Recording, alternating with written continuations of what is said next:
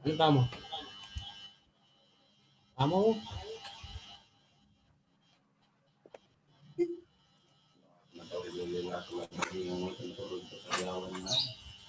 Iya. Tadi suara tamo?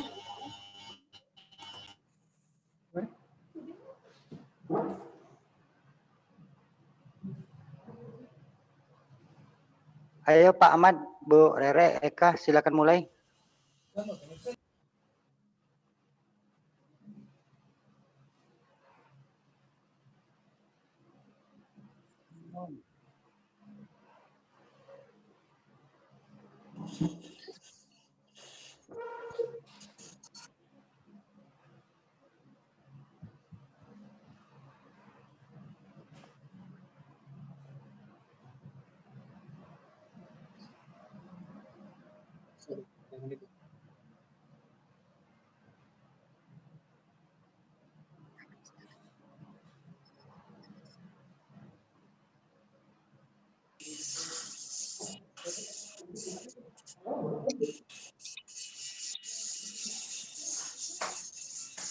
Tuhan.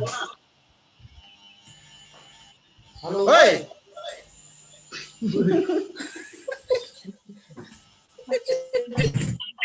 Halo.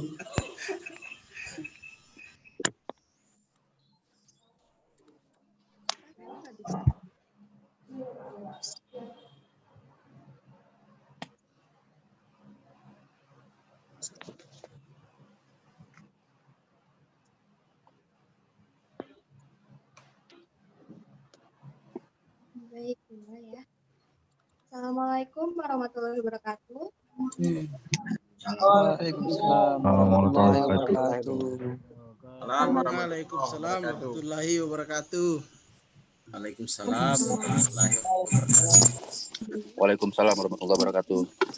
Kita panjatkan puji dan syukur kehadiran Tuhan Yang Maha Esa, sehingga kita dapat hadir hari ini di dalam acara diskusi reguler 3 tahun 2020.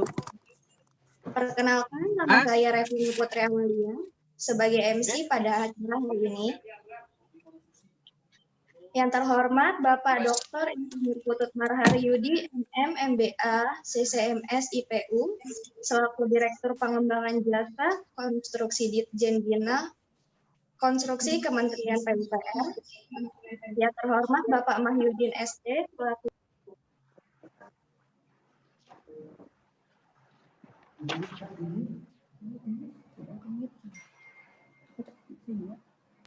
yang terhormat Bapak Idris Maheru.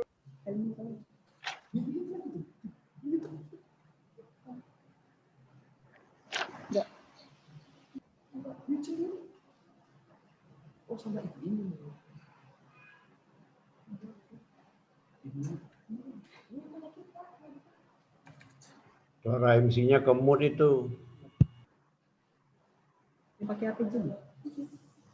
Yang terhormat Ketua DPRD dan DPC Perkopindo, yang terhormat DPD dan DPC Pertapin, dan seluruh peserta diskusi reguler 3 tahun 2020 yang tidak dapat saya sebutkan satu persatu namanya tanpa mengurangi rasa hormat saya. Selanjutnya, kami ucapkan terima kasih kepada Bapak Putut Marharyudi yang bersedia memberikan waktunya untuk hadir pada acara hari ini untuk kedua kalinya. Serta kami juga mengucapkan terima kasih kepada seluruh peserta yang turut hadir dalam acara hari ini. Selanjutnya, saya akan membacakan susunan acara diskusi reguler tahun 2020 pada hari ini. Pertama, ada pembukaan. Kedua, sambutan-sambutan. Ketiga, acara inti. Keempat, sesi tanya jawab. Kelima, penutup. Untuk memulai acara hari ini, marilah kita mengucapkan kata basmalah. Bismillahirrahmanirrahim. Bismillahirrahmanirrahim. Bismillahirrahmanirrahim. Selanjutnya, sambutan dari Ketua Umum DPP Pertapin kepada Bapak Mahyudin, saya persilahkan.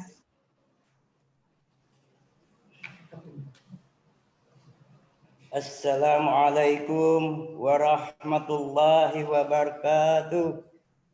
Waalaikumsalam. Waalaikumsalam warahmatullahi wabarakatuh. Pergi ke pasar membeli beras sampai ke rumah menanak nasi. Salam saya banyak enggak membalas. Ku ulangi sekali lagi. Assalamualaikum warahmatullahi wabarakatuh.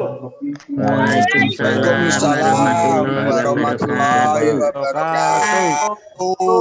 Pagi petang menjelang malam, siang ini harinya cerah. Bagi yang menyambut salam, saya doakan rezekinya melimpah.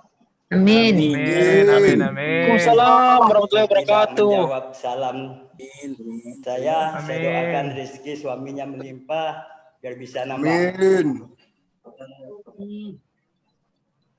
Yang saya hormati Dr. Putut Marhayudi selaku Direktur Penyelenggaraan Jasa Konstruksi Kementerian PUPR.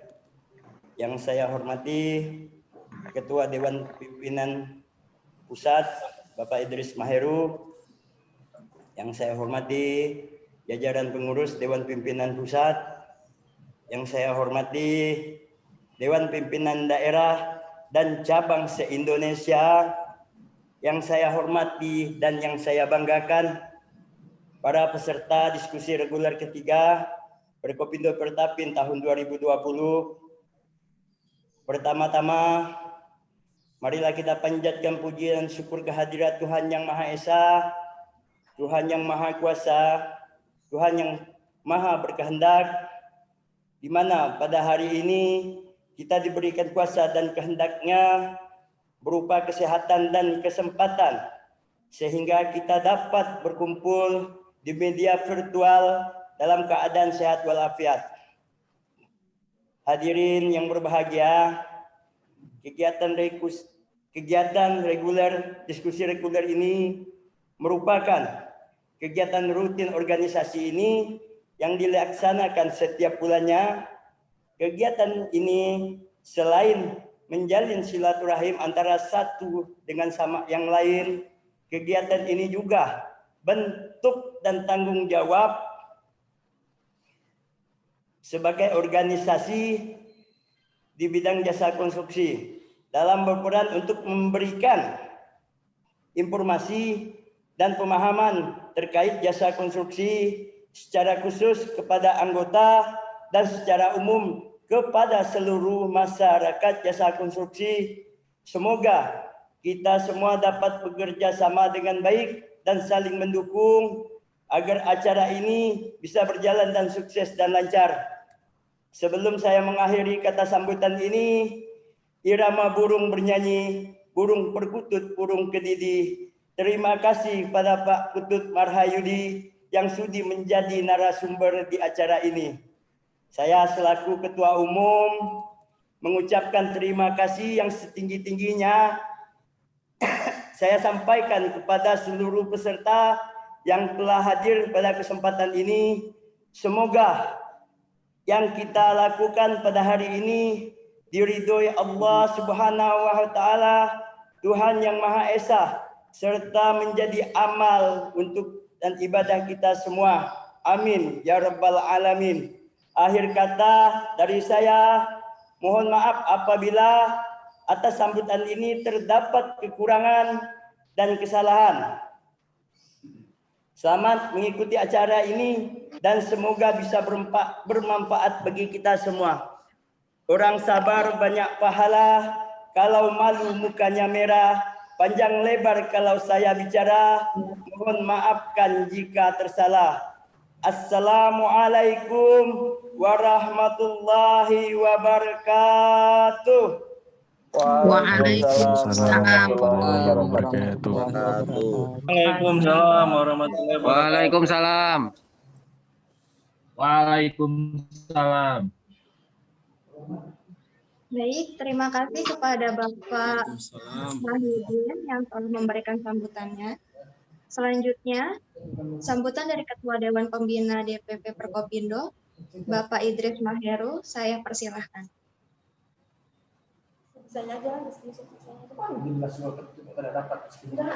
Terima kasih. Bismillahirrahmanirrahim. Assalamualaikum warahmatullahi wabarakatuh.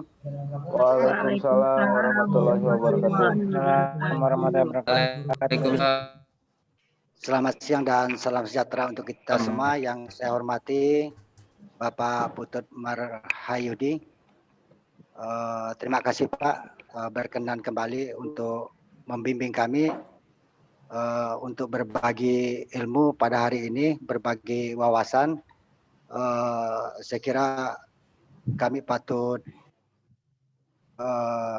berbangga hati karena hari ini Pak Putut merupakan ketiga kalinya hadir di tengah-tengah kami. Yang pertama itu pada saat Munaslup Januari yang lalu, kemudian pada Agustus yang lalu Pak Putut juga hadir di tengah-tengah kami untuk membimbing, berbagi ilmu, memberikan kepada kami wawasan-wawasan terkait dengan soal jasa konstruksi.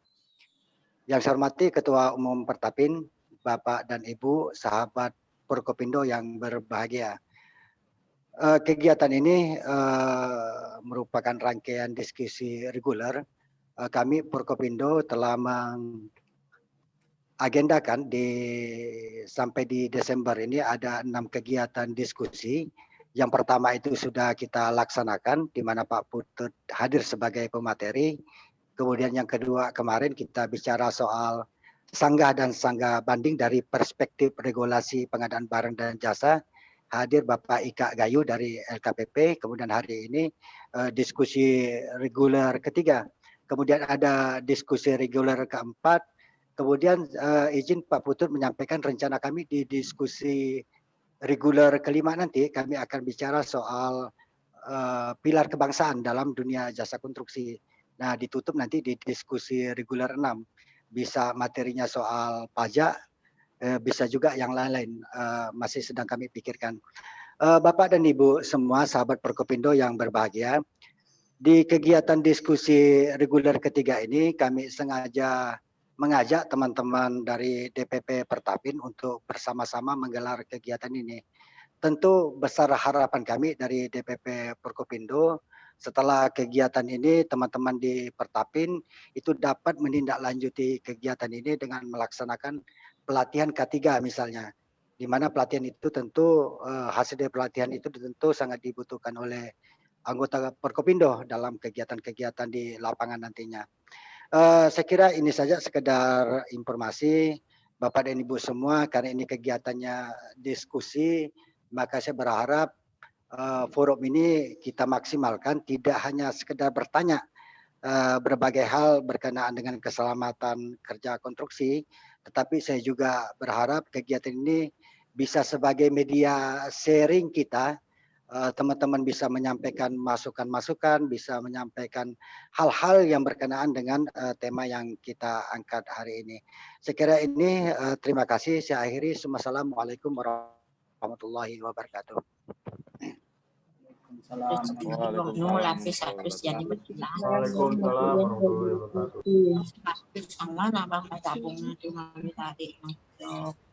Terima kasih kepada Bapak Idris Maheru yang sudah memberikan sambutannya. Sebelum saya serahkan ke moderator, saya ingin mengingatkan kepada seluruh peserta untuk mengisi daftar hadir yang sudah tersedia di kolom chat dan untuk mute mikrofon dan mengaktifkan videonya. Ada beberapa pemberitahuan untuk sertifikat kegiatan baik diskusi reguler 1, 2, dan 3 dapat di-download di website www.perkopindo.net atau www.pertapin.net. Link download akan kami kirimkan via WhatsApp atau email.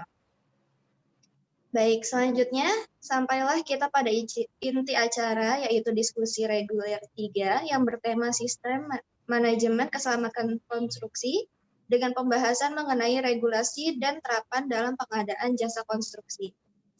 Yang akan dipandu oleh moderator kita, Bapak Roli Pirdian ST, selaku Ketua Departemen Organisasi dan Keanggotaan DPP Pertapin.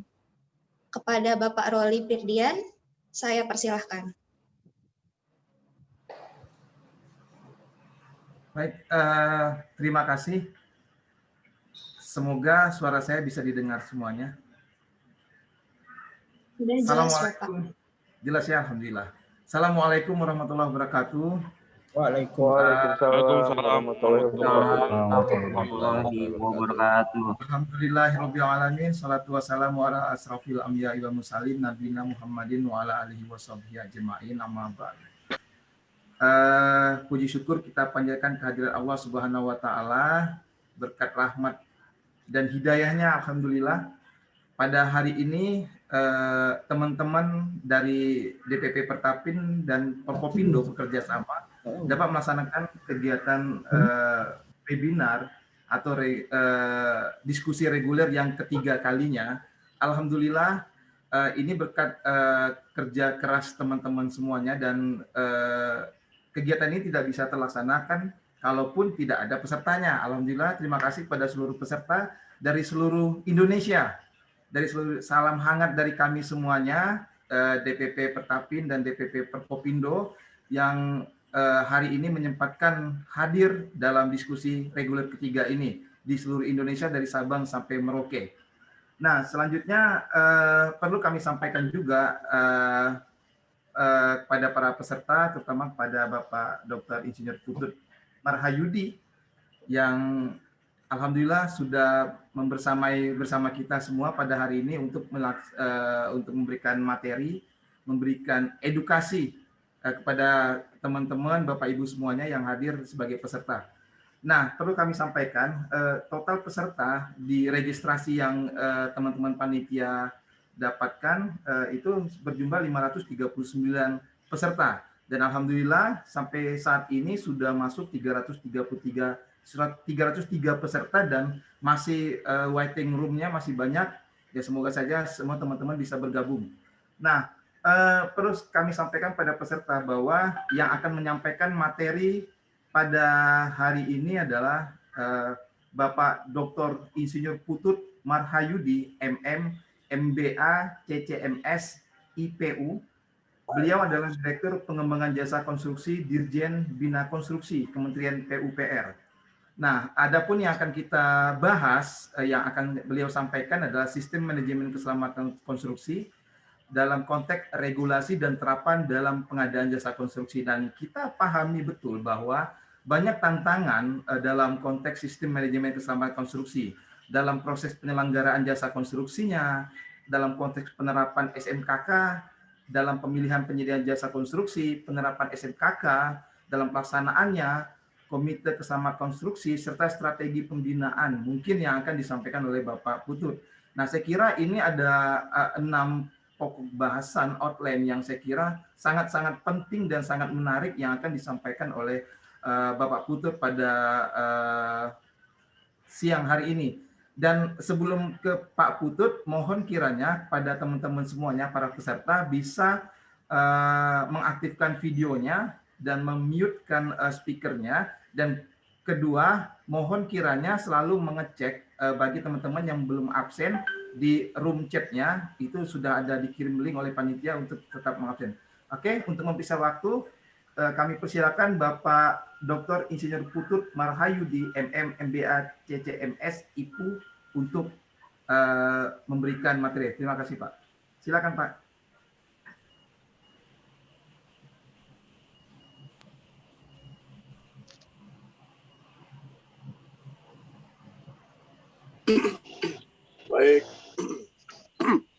Baik, terima kasih teman-teman sekalian, khususnya Pak Idris, Maheru, kemudian Pak Mahyudin, serta teman-teman seluruh Indonesia dari Forkopindo maupun Pertapin yang saya hormati, serta peserta Fikon lainnya. Assalamualaikum warahmatullahi wabarakatuh. Waalaikumsalam warahmatullahi wabarakatuh. Salam sejahtera buat kita semua, Bapak Ibu sekalian. Saya lama di Kalimantan Barat gitu ya. Istri saya juga orang Pontianak, tapi saya nggak pandai berpantun kayak Pak Mahyudin tadi gitu ya. Gitu ya. Jadi salut saya dengan pantun tadi. Pertama supaya saya memang sudah 3 kali nih ya. Hari ini yang ketiga kali gabung bersama teman-teman Perkopindo dan Pertapin gitu ya. Nama saya Putut Marhayudi. Putut itu artinya lovely, kesayangan gitu ya, Bapak Ibu sekalian. Jadi kalau Bapak Ibu itu bahasa Sangkrit, bahasa Sangsekerta. Kalau Anda dengar tutut, putut gitu ya, putut itu artinya lovely, kesayangan. Kesayangan bapaknya. Contohnya Tutut Soeharto, itu kesayangannya anak Pak Harto gitu, dan lain sebagainya. Gitu ya, teman-teman sekalian. Saya hadir di sini dengan teman saya yang terlibat langsung di dalam penyusunan Peraturan Menteri PUPR nomor 21 dan terlibat langsung dalam penyusunan Surat Edaran Menteri nomor 2 tahun 2020, kemudian tindak lanjutnya Inmen ya, Instruksi Menteri nomor 2, kemudian tindak lanjutnya Surat Edaran Menteri nomor 18 tentang bagaimana tata cara penyelenggaraan jasa konstruksi di era new normal. Yaitu teman saya, dia namanya Ibu Eka Prasetyawati STM Tech. Jadi nanti tolong jangan di-unmute dia, barangkali dia bisa berkontribusi ketika ada ruang diskusi. Kan ini diskusi ya, reguler yang ketiga. Jadi saya mungkin tidak terlalu banyak untuk menyampaikan paparan, lebih baik nanti kita lebih banyak berdiskusi apa saja yang ingin ditanyakan ataupun masukan yang disampaikan oleh teman-teman dari Perkopindo maupun dari Pertapin. Yang pertama tentunya saya apresiasi sebelumnya gitu ya. Karena di era seperti ini teman-teman sekalian banyak atau ada asosiasi yang mau melakukan hal-hal seperti ini. Ini saya salut gitu loh. Salut ya, khususnya kepada Perkopindo maupun Pertapin gitu. Jadi kita aplaus dulu buat Perkindo dan Pertapin gitu ya. Kita aplaus itu karena dalam kondisi yang sulit seperti ini masih mau melaksanakan kegiatan-kegiatan daring. Saya tahu persis banyak sekali asosiasi di sana gitu ya. Yang tergabung, apakah itu asosiasi perusahaan atau asosiasi profesi, tapi sedikit yang mau melakukan pembinaan terhadap anggotanya, dan ini salah satunya seperti ini, melakukan pembinaan kepada anggotanya dalam rangka menyamakan persepsi sudut pandang dari misalkan seperti hari ini kita bicara tentang keselamatan konstruksi. Jadi saya apresiasi dan salut terhadap Perkopindo maupun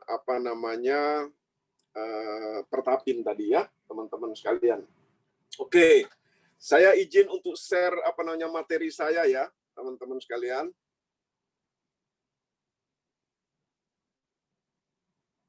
Saya izin share. Nanti tolong kalau misalkan terputus itu Eka bisa tolong diinformasikan atau di-handle langsung gitu ya, Mbak Eka. Baik, Pak. Siap. Oke, Bapak Ibu sekalian, ini khusus saya siapkan untuk Perkopindo ini, materi ini, yaitu menyangkut masalah sistem manajemen keselamatan konstruksi sesuai dengan surat yang ditayangkan ke kami maupun Pak Idris yang sudah menghubungi kami lewat WA gitu ya.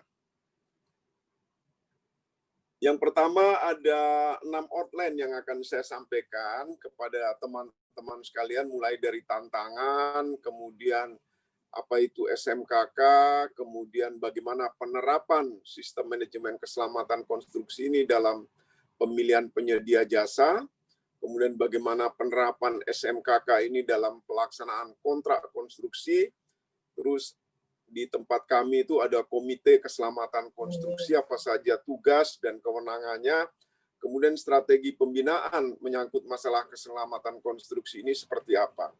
Mari sama-sama secara pelan-pelan kita coba satu persatu gitu ya, teman-teman sekalian. Pertama terkait tentang tantangan pembangunan infrastruktur ini ya. Kenapa keselamatan konstruksi itu perlu mendapat perhatian kita bersama gitu ya.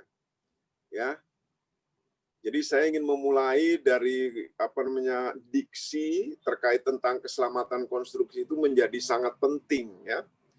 Karena apa? Karena keselamatan konstruksi ini akan berpengaruh terhadap target pembangunan infrastruktur, kemudian juga pasti menyangkut masalah daya saing, kemudian juga pertumbuhan ekonomi, dan kemudian juga tadi apakah keempatnya sudah diterapkan ini, ya, sehingga muncul question tadi, kenapa keselamatan konstruksi ini perlu mendapat perhatian? Karena hal-hal yang saya sebutkan tadi, mulai target pembangunan, daya saing, pertumbuhan ekonomi, maupun penerapan daripada keempatnya, ya, Bapak Ibu sekalian. Kemudian kita coba lihat data Bapak Ibu sekalian ya, terkait tentang seberapa besar sumbangsih daripada sektor konstruksi ini.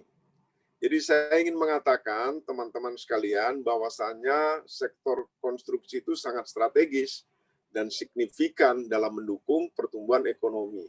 Data menunjukkan dari tahun 2018 sampai dengan triwulan 2 tahun 2020 itu kita masih plus gitu ya. Ini pertumbuhan ekonomi Indonesianya masih plus.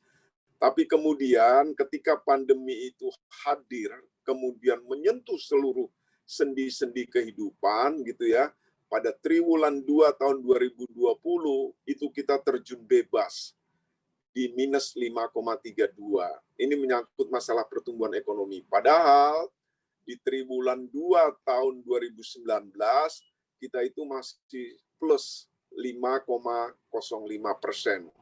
Jadi ada gap yang sangat tinggi sekali ketika terjadi pandemi ini. Tapi saya ingin mengingatkan kepada teman-teman sekalian, pandemi ini bukan hanya tanggung jawabnya pemerintah saja, tapi merupakan tanggung jawab seluruh elemen bangsa, gitu ya, teman-teman sekalian, gitu. Oke, ini data yang bicara. Begitu juga sumbangsih daripada sektor konstruksi terhadap produk domestik bruto, gitu ya. Itu sumbangsihnya PDB sektor konstruksi juga cukup besar dibandingkan dengan sektor-sektor yang lainnya, teman-teman sekalian. Tapi dalam kondisi pandemi ini di triwulan 2 juga sudah minus 5,32% PDB sektor konstruksi tersebut, ya teman-teman sekalian. Jadi saya ingin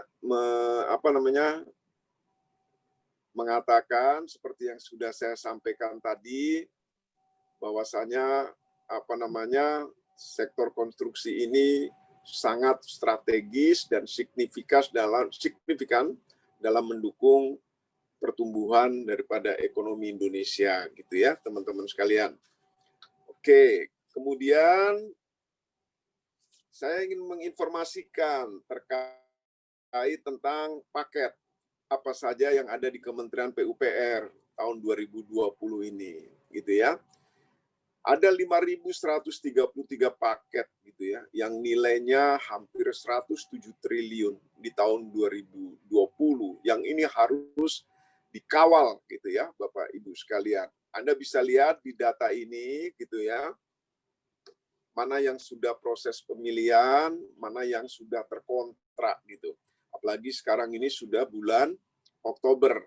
Dan diharapkan di akhir Oktober atau awal November nanti akan ada yang namanya tender dini, tender atau seleksi dini, seperti yang biasa dilakukan di Kementerian Pekerjaan Umum. Saya tidak akan membreakdown satu persatu, tapi ini gambaran bahwasanya di 2020 itu memang ada pangsa pasar di sektor konstruksi, tapi kemudian ada refocusing, kemudian realokasi anggaran, sehingga di 2020 itu ada 120 triliun, tapi kemudian ada refocusing sehingga menjadi 75 triliun, gitu ya. Oke, ini gambarannya teman-teman sekalian, bagaimana program di 2020, kemudian di 2021. Tadi saya sampaikan di 2020 ada 120 triliun, tapi karena ada pandemi gitu ya, sehingga diperlukan refocusing, diperlukan realokasi anggaran, sehingga ada kebutuhan yang harus dipotong gitu ya untuk menunjang pencegahan terkait tentang COVID-19 ini dengan membangun rumah sakit, baik itu di Pulau Galang, kemudian di Wisma Atlet, kemudian ada di Yogyakarta, dan lain sebagainya, gitu ya. Nah, tapi kemudian teman-teman sekalian, saya ingin informasikan kepada teman-teman Perkopindo maupun Pertapin, bahwasanya di 2021 ini itu ada alokasi anggaran yang cukup besar di Kementerian PUPR, itu hampir 149,8 triliun. Nah, ini digunakan untuk mendukung percepatan pemulihan ekonomi dan penguatan reformasi, serta penyelesaian kegiatan prioritas PUPR 2020 yang kebetulan mungkin tertunda hari ini. Kan banyak proyek-proyek yang dari SYC menjadi MYC gitu ya, yang tertunda, bukan dibatalkan gitu ya. Jadi target pembangunan infrastruktur ke depan itu kalau melihat alokasi anggarannya gitu ya, semakin meningkat dan perlu mendapat perhatian bersama untuk dikawal. Nah, ini diperlukan badan usaha yang memiliki kemampuan dan tenaga kerja yang memiliki kompetensi. Oleh karena itu, untuk anggota Perkopindo maupun Pertapin untuk menyiapkan diri gitu ya, terkait tentang SDM yang dimiliki maupun kemampuan daripada badan usahanya sehingga bisa ikut berkompetisi di tahun 2021 nanti. Anda bisa lihat khusus di Kementerian Pekerjaan Umum, teman-teman sekalian. Jadi ketika bicara infrastruktur itu kan tidak hanya di PU, gitu ya. Ada di perhubungan dan lain sebagainya. Yang saya sampaikan ini hanya yang di PUPR saja, gitu ya. Contoh di bidang sumber daya air, ada target untuk membangun 47 bendungan, di mana ada yang ongoing, kemudian ada juga yang baru. Membangun 24 embung, 25.000 hektar irigasi baru, 120 km pengendali banjir, 20 km pengaman pantai, prasarana air baku, rehabilitasi, sekian ribu hektar peningkatan lahan irigasi, serta revitalisasi 5 danau. Ini program target ya yang harus dilaksanakan oleh bidang sumber daya air. Begitu juga di bidang jalan dan jembatan. Anda bisa lihat target-targetnya membangun 831 km jalan, kemudian 19.000 lebih jembatan meter ya, kemudian 3.116 meter flyover, underpass, terowongan, kemudian 35 km jalan bebas hambatan, serta peningkatan 1.279 km jalan nasional dan 2.117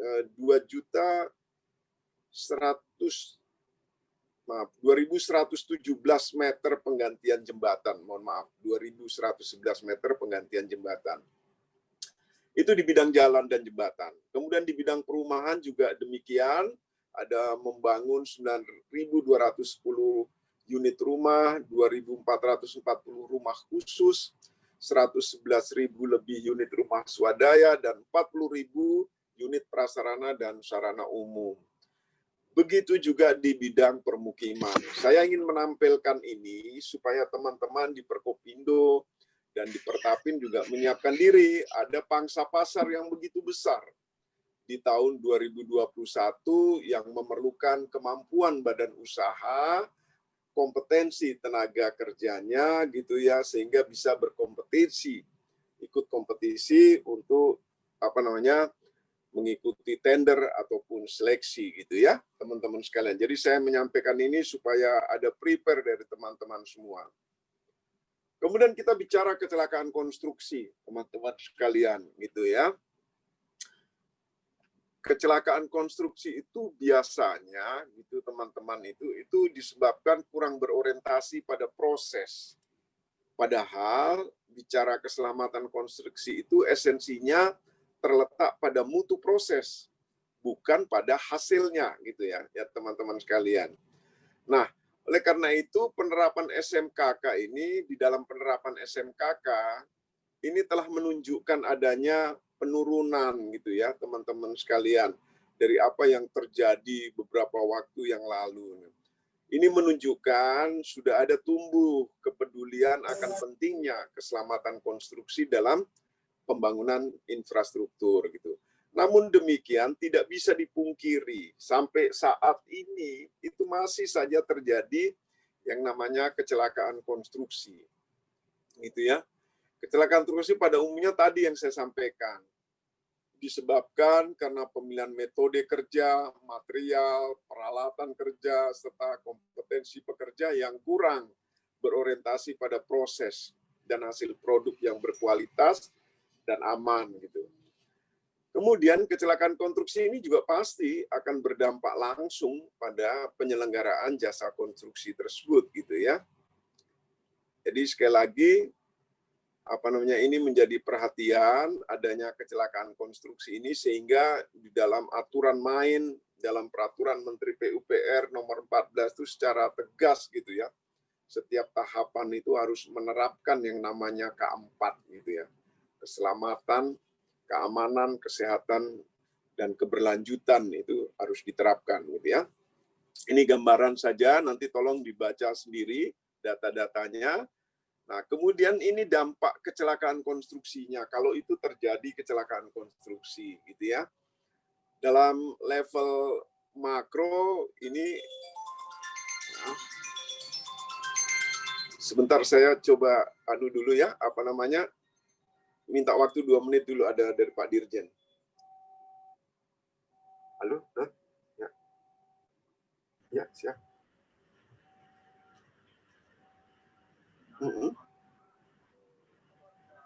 Apa? Gimana? Halo? Bagaimana? Baik, sambil menunggu Pak. Jam 3. Saya ingatkan sekali lagi bisa mengisi absensi. Oke. Rapat apa ya? Yang ingin bertanya bisa Human Invest. Tolong linknya dikirim ya, Human Invest. Oke, baik. Jam 3 ya. Jam 3. Siap. Baik. Room chat tersebut. Baik. Baik, Dot. Baik. Makasih, Dot. Makasih. Oke. Mohon maaf Pak Mahyudin, Pak Idris, ini ada tugas lagi ini untuk di Kementerian Maritim dan Investasi. Oke, saya lanjutkan teman-teman saya gitu ya. Ada dampak kalau terjadi kecelakaan konstruksi. Baik itu secara mikro, secara meso maupun secara makro gitu ya. Jadi kalau kecelakaannya tinggi maka itu akan menurunkan nilai indeks daya saingnya tadi itu ya secara makro gitu. Tapi kemudian bila angka kecelakaannya tinggi, performance, image perusahaan itu pasti akan menurun gitu ya. Perusahaan yang melaksanakan kegiatan tersebut dan harga saham daripada perusahaan itu juga pasti menurun. Dan pastinya juga kalau kecelakaan tinggi itu berpengaruh terhadap efisiensi waktu dan biaya karena akan terjadi keterlambatan penyelesaian daripada proyek tersebut. Nah, secara level mikro gitu ya, jika terjadi kecelakaan itu juga akan berdampak waktu pelaksanaannya mundur, ada biaya tambahan, kemudian juga pasti ada dampak pada lingkungan.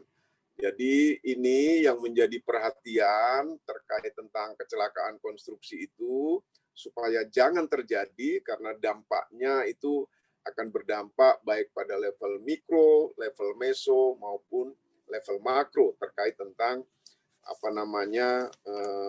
dampak daripada kecelakaan konstruksi tersebut. Nah, kemudian masuk ke yang poin kedua, ini menyangkut masalah SMKK dalam penyelenggaraan jasa konstruksi, teman-teman sekalian.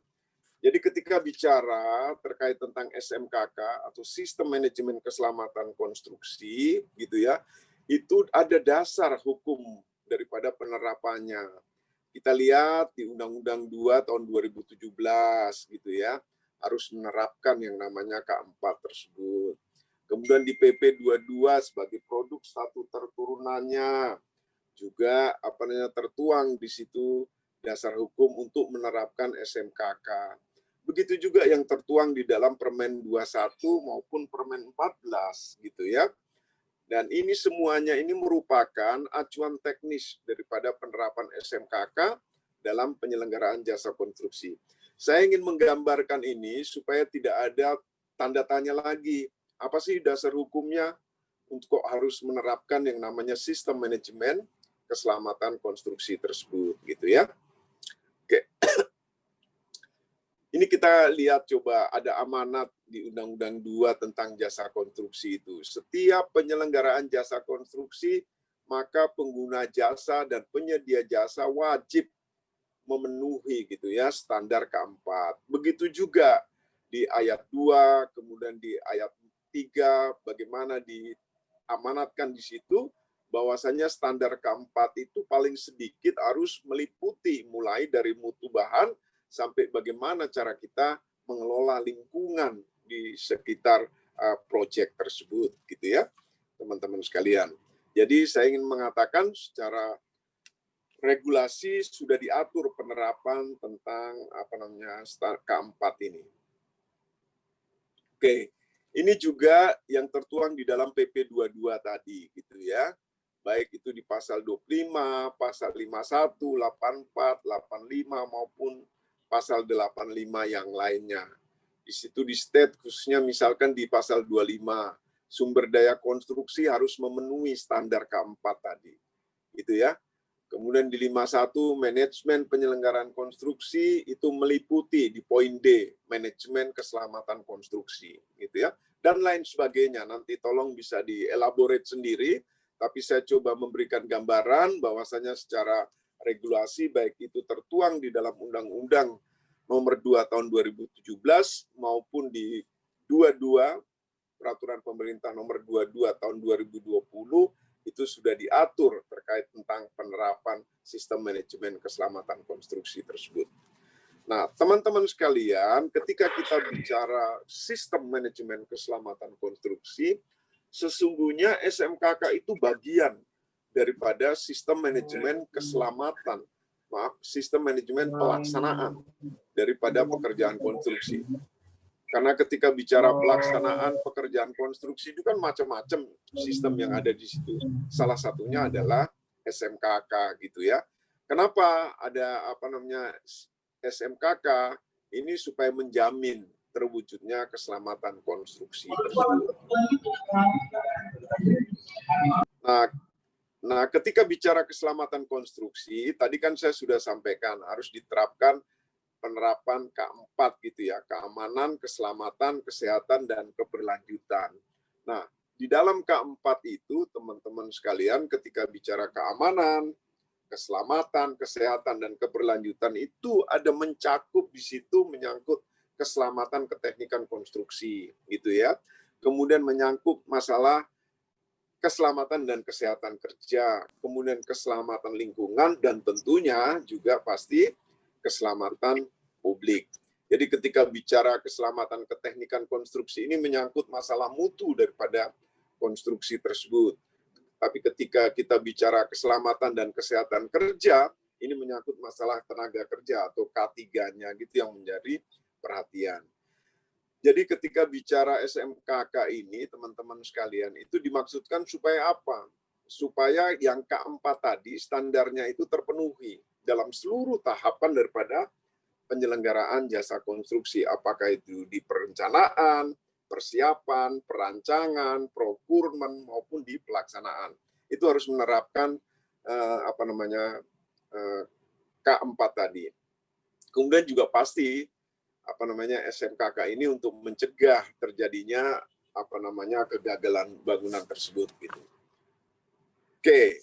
Ini bicara penyelenggaraan Jakon, teman-teman sekalian. Jadi saya ingin mengulangi lagi apa yang saya sudah sampaikan ketika bicara terminologi penyelenggaraan Jakon, itu ada 4 di situ. Ada sistem pengadaannya, ada sistem kontrak konstruksinya, kemudian ada sistem keselamatan konstruksinya, dan ada sistem manajemen mutu konstruksinya.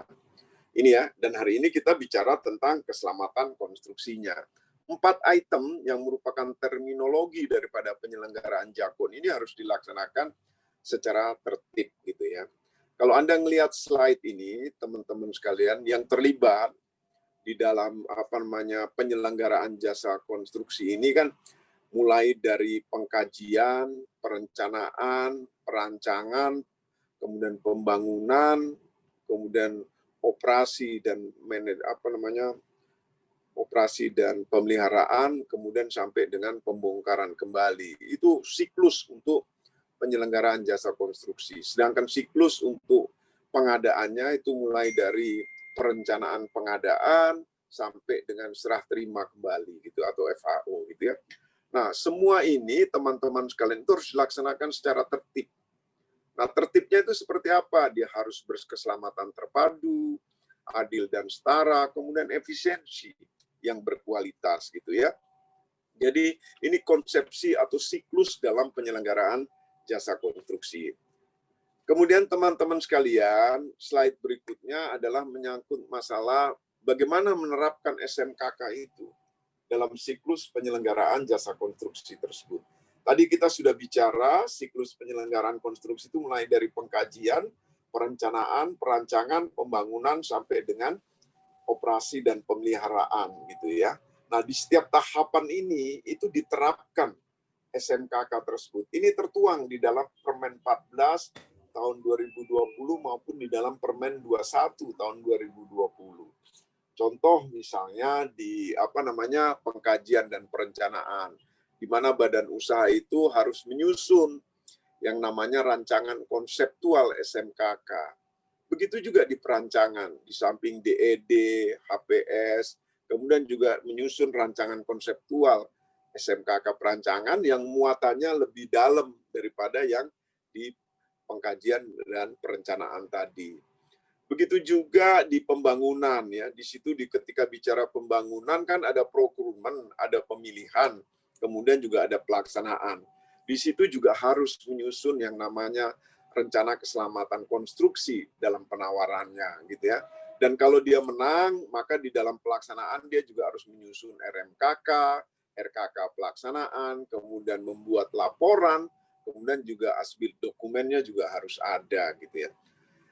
Begitu juga ketika operasi dan pemeliharaan gitu ya, juga harus ada yang dimiliki yaitu dokumen atau panduan keselamatan untuk operasi dan pemeliharaan tersebut. Nah, semua ini teman-teman sekalian ini di PUPR itu kan ada komite gitu ya, ada komite keselamatan bangunan gedung, ada komite keselamatan bendungan, ada komite keselamatan jalan, terowongan dan jembatan gitu ya. Nah, ini yang memberikan persetujuan dalam tahapan pengkajian dan perencanaan maupun perancangan tadi. Ya, itu dia yang memberikan persetujuan. Begitu juga ketika di tahap pembangunan, itu ada komite keselamatan konstruksi kalau misalkan terjadi kecelakaan atau dia melakukan pemantauan dan evaluasi, sekaligus investigasi dan memberikan rekomendasi ketika terjadi kecelakaan konstruksi. Begitu juga ketika di operasi dan pemeliharaan, komite KKBG, KKB maupun KKJT ini melakukan yang namanya pengujian laik fungsi dari produk yang dihasilkan tersebut.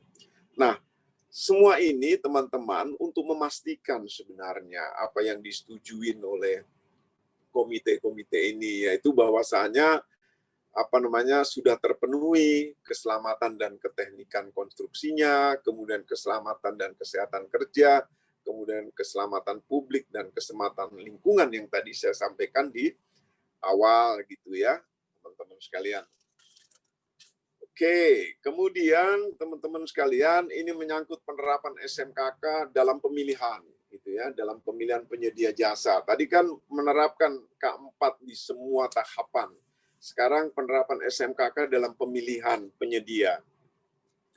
Anda bisa lihat di perencanaan pengadaan gitu ya, di perencanaan pengadaan itu ada bicara tentang risiko. Risiko yang dimaksud di sini adalah risiko keselamatan konstruksi. Supaya apa? Supaya untuk menentukan kebutuhan ahli K3 konstruksinya atau cukup dia hanya butuh petugas keselamatan konstruksi. Jadi sekali lagi di perencanaan pengadaan ini tidak untuk menentukan kompleksitasnya atau segmentasi pasar jasa konstruksi ya, bukan untuk itu gitu ya, teman-teman sekalian. Nah, di dalam perencanaan pengadaan ini ada kewajiban terhadap pengguna jasa untuk menerapkan yang namanya SMKK, di mana pertama melakukan identifikasi bahaya dan penilaian risiko gitu ya, sesuai dengan uraian pekerjaan yang ditetapkan. Kemudian menetapkan tingkat risiko pekerjaan konstruksi itu. Kemudian menetapkan biaya penerapan SMKK. Nah, semua ketentuan di atas itu dicantumkan Apakah itu kalau pekerjaan konstruksi itu di spesifikasi teknis, tapi kalau untuk konsultan itu ada di KAK-nya, gitu ya, teman-teman sekalian. Jangan khawatir terkait tentang isi daripada RKK tersebut. Dalam waktu tidak lama lagi kami akan mengeluarkan surat edaran Menteri PU terkait tentang penjelasan yang sifatnya relaksasi terhadap hal-hal yang barangkali interpretasinya belum sama dalam membaca peraturan Menteri PUPR nomor 14 tersebut. Nanti di terakhir akan saya sampaikan. Kemudian teman-teman sekalian, ini menyangkut masalah biaya penerapannya gitu ya. Ini menyangkut masalah biaya penerapan daripada SMKK gitu ya. Kalau dulu masuk di dalam biaya umum gitu ya. Sekarang sudah bergeser, dia masuk di dalam biaya sendiri sesuai dengan kebutuhan. Kalau dulu kan masuk di overhead dan profit gitu ya. Nah, biaya penerapan SMKK ini harus memuat paling sedikit 9 item gitu ya. Tapi kemudian karena dia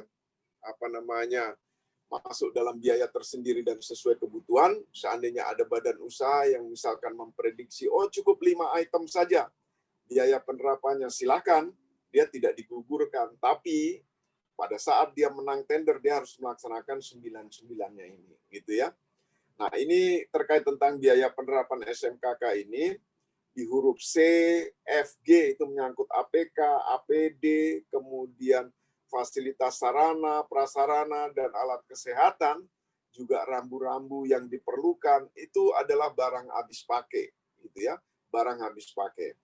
Kemudian yang ketiga, konsultasi dengan ahli teknik, ahli terkait keselamatan konstruksi, khususnya di huruf A itu tidak diharuskan untuk pekerjaan konstruksi dengan resiko kecil gitu ya. Resiko kecil ini kan kualifikasinya kecil, itu tidak diharuskan. Tapi kalau mau konsultasi, silakan gitu ya. Cukup dia petugas K3-nya saja. Kemudian terkait tentang biaya penerapan ini gitu ya, SMKK pada jasa konsultansi itu menjadi item tersendiri pada biaya non personilnya gitu ya. Nah, teman-teman sekalian, saya ingin menyampaikan terkait tentang RKK-nya gitu ya. Jadi karena ini programnya edukasi, dalam mengevaluasi rencana keselamatan konstruksi ini itu masih menggunakan template ada dan tidak ada gitu ya. Kita sama-sama tahu di dalam LDP, di dalam Permen 14 itu diatur terkait tentang RKK tersebut. Dia meliputi ada elemen SMKK-nya, kemudian ada fakta komitmennya. Nah, elemen SMKK itu ada 5 di situ kan. Nah, itu kalau badan usaha hanya menyampaikan 4 saja itu gugur. Tapi kalau menyampaikan 5-5-nya itu tidak gugur gitu ya. Ini masih program edukasi walaupun isi daripada RKK-nya itu tidak dievaluasi, tidak bagian yang dievaluasi. Kemudian menyangkut masalah fakta komitmen, ini juga ada relaksasi teman-teman sekalian terkait tentang fakta komitmen ini gitu ya. Itu dilakukan dengan penilaian kriteria ada juga tidak ada. Nah, kalau badan usaha tidak menyampaikan fakta komitmen maka gugur gitu. Tapi kemudian misalkan dia ada belum ditandatanganin oleh pimpinan perusahaannya itu tidak gugur. Tapi ketika badan usaha itu menang, maka pada pre-construction meeting nantinya dia harus menyampaikan fakta komitmen yang ditandatanganin oleh pimpinan perusahaannya. Itu. Kemudian terkait tentang penawaran biaya, ini juga teman-teman sekalian apabila peserta tidak menyampaikan penawaran biaya yang 9 item tadi itu atau nilai perkiraannya 0, maka itu digugurkan teman-teman sekalian. Jadi mohon menjadi bahan pertimbangan gitu ya, menjadi hati-hati terkait tentang biaya penerapan penawaran biaya SMKK tersebut gitu ya. Oke, kemudian terkait penerapan SMKK dalam pelaksanaan. Kalau tadi dalam perencanaan kan gitu ya, tadi ini dalam pemilihan penyedia jasa, kalau sekarang ini dalam pelaksanaan kontrak konstruksi gitu ya. Di situ teman-teman sekalian kita bicara pengawasan gitu ya. ketika kita bicara pengawasan, teman-teman sekalian, Anda harus perhatikan bahwasanya tugas daripada pengguna jasa itu melakukan pengawasan. Tapi kemudian bisa didelegasikan kepada penyedia jasa, dalam hal ini konsultan pengawas gitu ya, yang tentunya yang memiliki kompetensi. Jadi ini pasar lagi buat teman-teman barangkali yang bergerak di dalam jasa konsultansi. Dan jasa konsultansi pengawas ini dia bertindak atas nama pengguna jasa, tentunya sesuai dengan ketentuan dalam kontrak kerja konstruksi.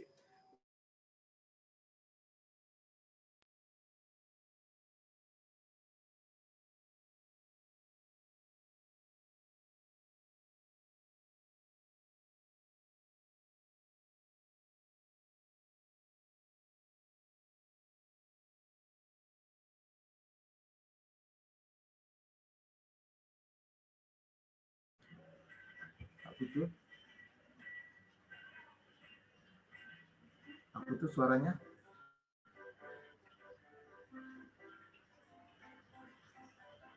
Pak Putut suaranya tidak kedengaran ini.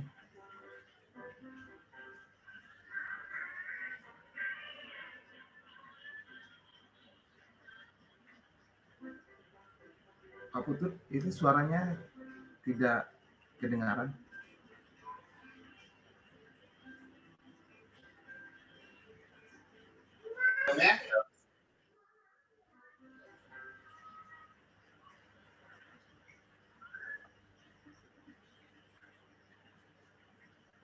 Pak Putut, suaranya tidak jelas nih, tidak ada.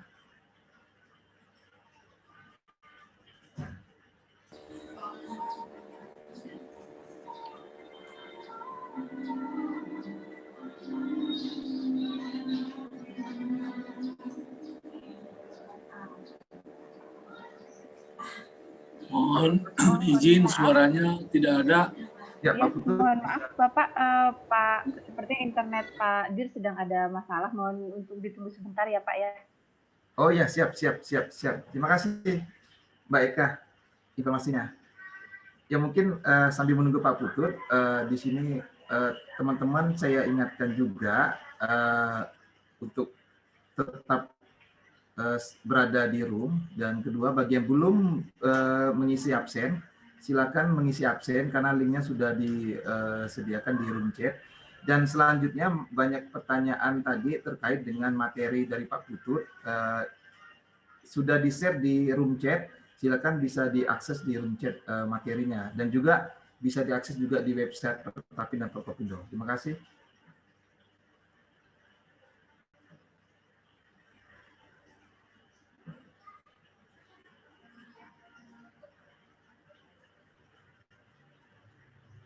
Ya, selanjutnya sambil menunggu Pak Putut juga, bagi teman-teman yang akan bertanya, nanti bisa melalui room chat, seperti yang sudah ditanyakan, ada 2 penanya, dan juga bisa melakukan raise hand ya di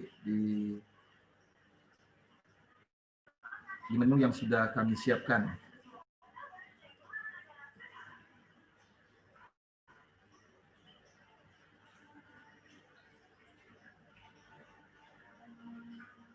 Sudah ada konfirmasi, Bu Eka, Pak Pututnya? Belum Pak, sedang mencoba gitu. Beliau menyampaikan kepada kami untuk melanjutkan. Kan itu kalau tidak salah tinggal 2 slide. Mohon izin Bapak moderator sambil menunggu Pak Dir bergabung. Silakan.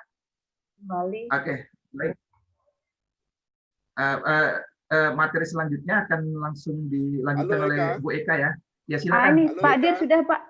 Oh, ya sudah, Bapak. Ya. Mohon maaf Bapak Ibu sekalian. Ya, saya lanjutkan ya. Tadi putus gitu ya. Sinyalnya jelek di sini gitu ya. Saya ulangi share-nya. Tadi sampai di mana ya Eka? Di bab pengawasan Pak. Oke, ini host scan-nya ini tolong dibuka ini. Saya masih di hold.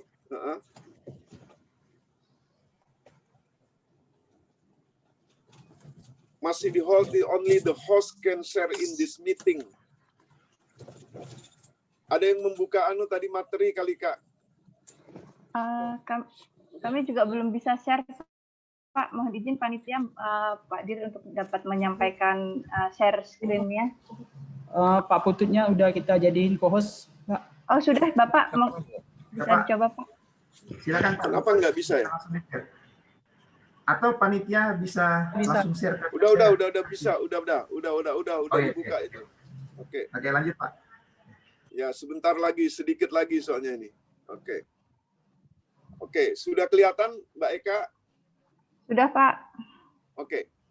Jadi teman-teman sekalian, ini strategi pembinaan keselamatan konstruksi ke depan gitu ya. Ya, ada pembinaan dari pemerintah, kemudian ada pembinaan juga yang dilakukan oleh stakeholder seperti sore hari ini kepada anggotanya, atau kolaborasi antara pemerintah dengan stakeholder tersebut gitu ya. Jadi saya sudah sampaikan di sini kalau menyangkut masalah regulasi, menyangkut masalah proses tender, seleksi, kemudian keberadaan daripada komite keselamatan konstruksi, ini wilayahnya pemerintah. Kemudian terkait dengan stakeholder ini menyangkut masalah bagaimana menjamin bahan dan peralatan agar aman dan layak guna. Begitu juga ketika memenangkan sebuah paket pekerjaan, itu harus membentuk yang namanya unit keselamatan konstruksi gitu ya di badan usaha tersebut. Juga menyangkut masalah pengawasan. Ini ada dibuka slot bahwasanya peran serta aktif masyarakat Jakon itu bagaimana dalam pemenuhan SMKK tadi itu. Ini strategi pembinaannya. Oke, kemudian teman-teman sekalian, saya kira itu yang saya bisa sampaikan. Mohon maaf tadi ada gangguan sedikit gitu ya.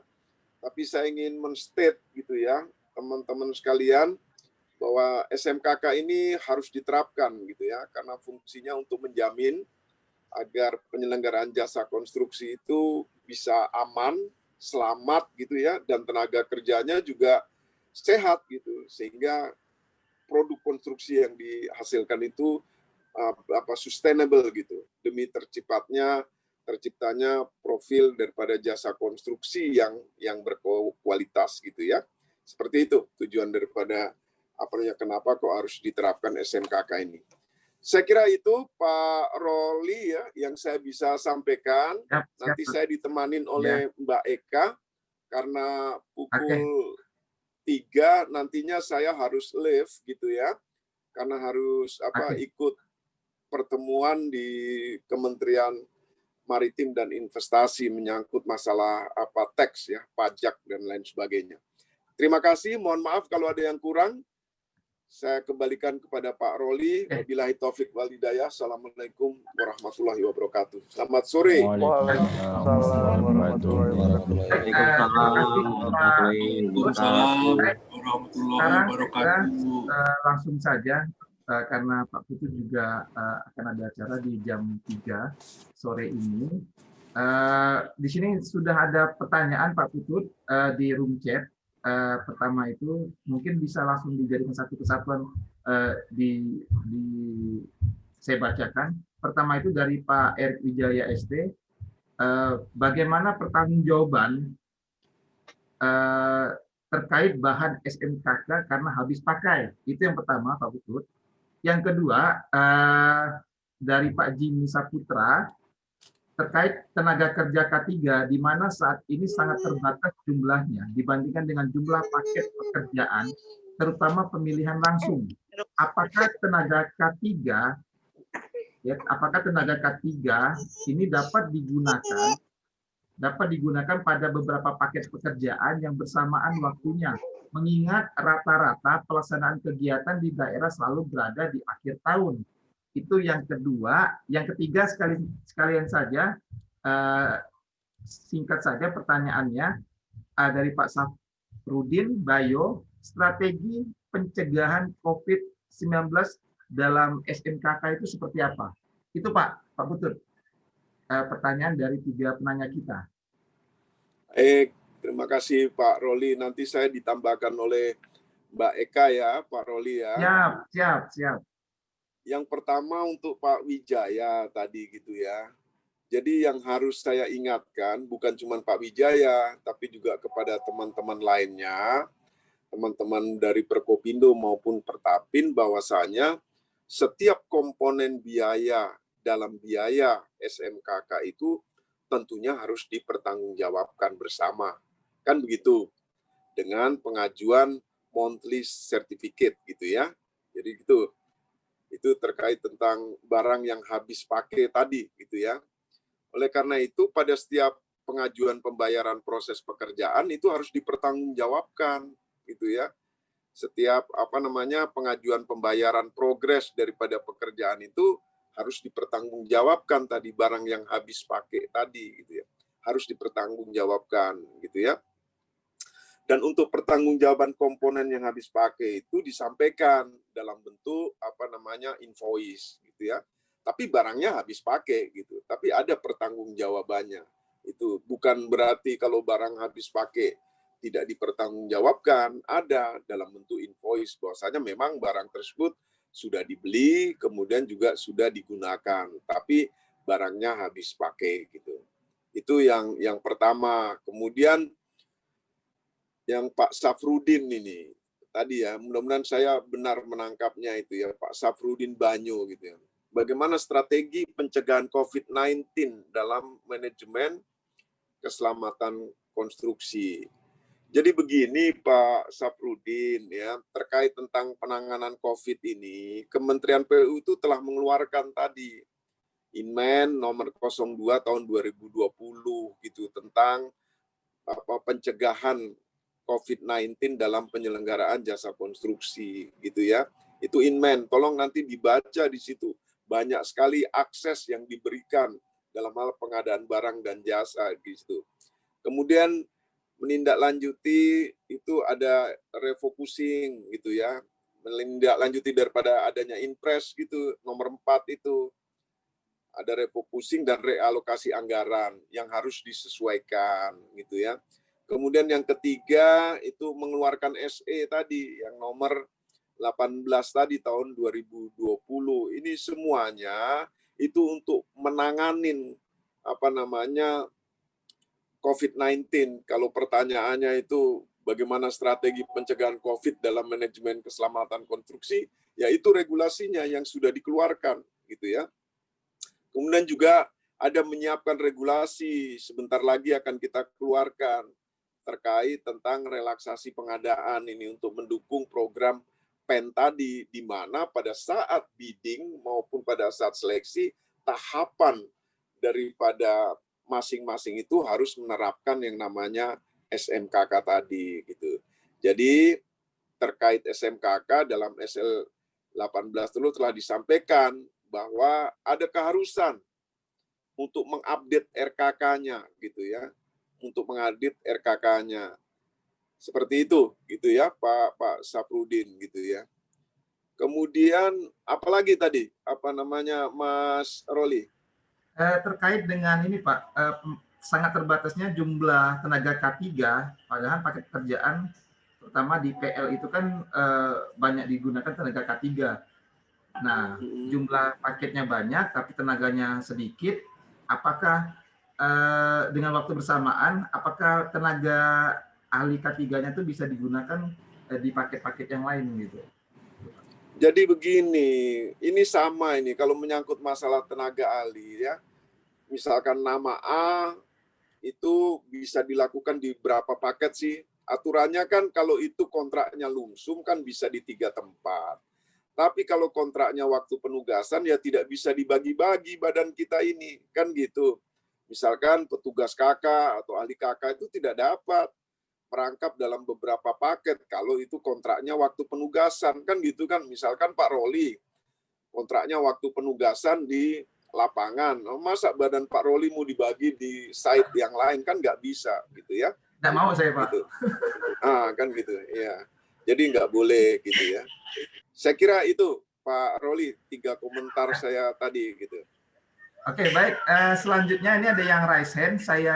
Bagi yang raise hand, saya mintakan untuk menyebutkan nama, asal daerah dari mana, dan institusinya dari mana. Pertama, Pak Faisal Umar. Pak Faisal Umar, silakan.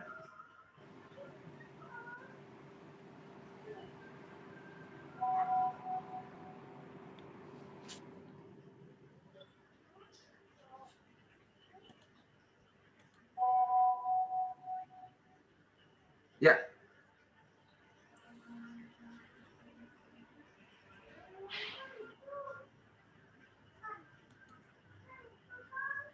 Silakan di unmute Pak Faisal Umar. Ya, bisa Pak? Silakan Pak. Ya, silakan Pak. Ya.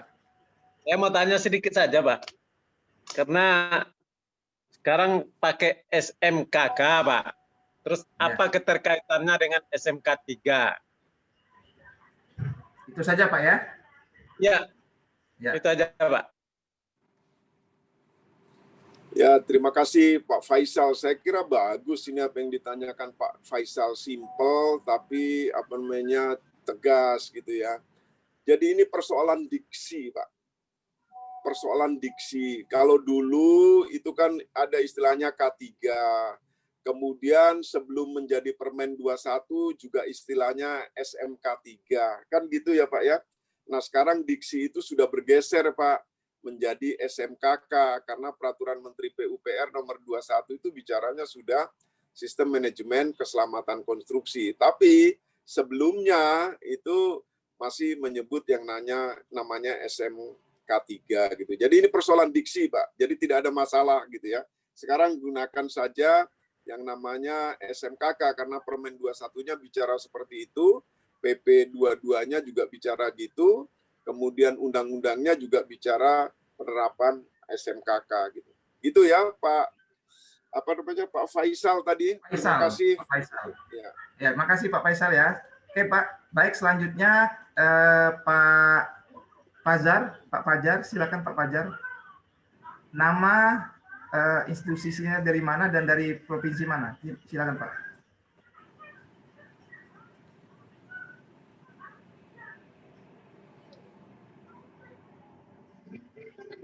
Ya, silakan Pak Fajar. Ya, silakan Pak. Silakan Nama saya Raden Fajar Ali dari Pontianak, Kalimantan Barat. Halo? Ya, langsung Pak. Ya, didengar. Enggak ada pertanyaan sih, Pak. Oh, enggak ada. Iya. Oh, enggak ada ya. Oke. Ya. Tadi masalahnya ada raise hand di situ. Baik, selanjutnya Pak Arkadius. Silakan Pak Arkadius.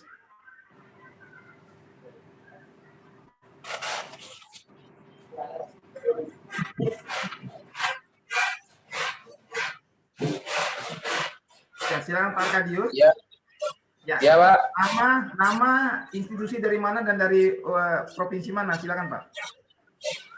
Saya Arkadius dari Pontianak. Untuk silakan. Ini tidak ada yang perlu saya tanyakan, Pak. Mohon maaf. Ya, baik. Oke, baik. Saya kira ada yang bertanya karena ada raise hand di situ. Mohon bisa dimatikan raise hand-nya ya. Yang menunjukkan raise hand. Oke, selanjutnya ada pertanyaan yang di room chat. Ini Pak Putut. Saya coba lihat dulu. Pertanyaan selanjutnya ini dari Pak Muji Indarwanto. Menanyakan, seperti kita ketahui bahwa pekerjaan bidang konstruksi adalah merupakan hal yang kompleksitas dan begitu banyak melibatkan unsur ataupun pihak lain, terutama tenaga kerja, alat dan bahan material dengan kapasitas besar atau dalam jumlah besar baik secara pribadi ataupun secara kolektif bersama. Dalam pelaksanaan pekerjaan sering muncul dan terjadi adalah kecelakaan kerja, gangguan kesehatan sewaktu kerja. Dalam hal ini hadirnya K3 atau K4 seperti yang disampaikan oleh Bapak dianggap sebagai tambahan kos bagi suatu proyek konstruksi, di mana sekarang ini biaya K3 memang harus ada di dalam suatu kontrak konstruksi. Anggapan bahwa hadirnya K4 akan membebani biaya proyek walaupun memang tidak sepenuhnya besar. Bagaimana menurut Bapak bisa menjelaskan kepada kami semua yang ada di sini bahwa dengan hadirnya K4 ini justru menjadi investasi untuk pekerjaan proyek tersebut. Seperti itu Pak, investasi nih. Bahwa K4 adalah satu investasi. Ya. Saya minta Mbak Eka supaya bisa memberikan penjelasan ya, Mas Roli ya. Gitu siap. Silakan Mbak Eka. Ya, silakan. izin Pak Dir untuk dapat menanggapi.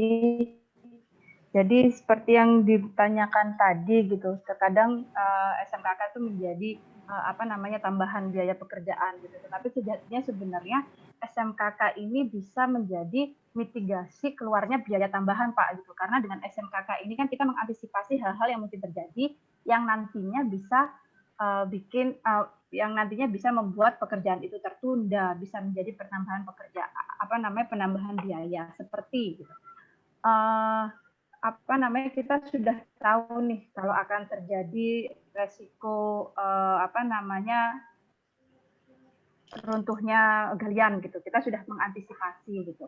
Nah, itu memang di awal itu terkesan tambahan pekerjaan, tetapi bisa dibayangkan jika memang pada saat menggali galian di atas 4 meter kita tidak memberikan penopang, kemudian terjatuh biaya yang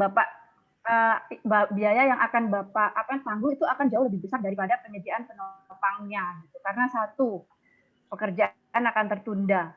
1-2 hari sampai 1 minggu pekerjaan tertunda, berapa rupiah yang Bapak rugi gitu. Kemudian jika ada luka-luka oleh pekerja, Bapak juga akan menanggung biaya tersebut. Kemudian yang selanjutnya tadi sudah disampaikan oleh Pak Dir, SMKK ini merupakan salah satu upaya untuk mencegah terjadinya kegagalan bangunan. Dan sesuai definisi kegagalan bangunan itu fasenya setelah FHO, Bapak.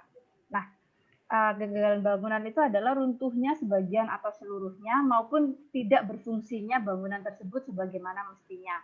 Nah, dalam PP 22 juga disampaikan yang bisa pihak yang bertanggung jawab untuk kegagalan bangunan itu bukan hanya penyedia saja, tetapi pengguna juga.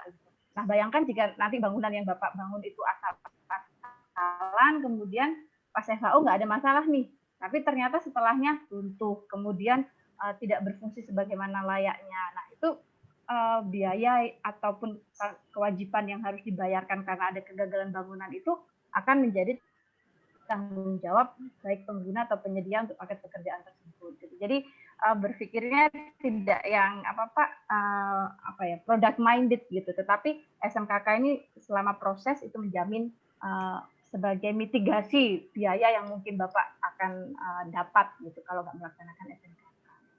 Ini tuh Pak Dir. Ya, terima kasih Mbak Eka. Saya kira sudah jelas. Saya kembalikan ke siapa, Mas Roli ya.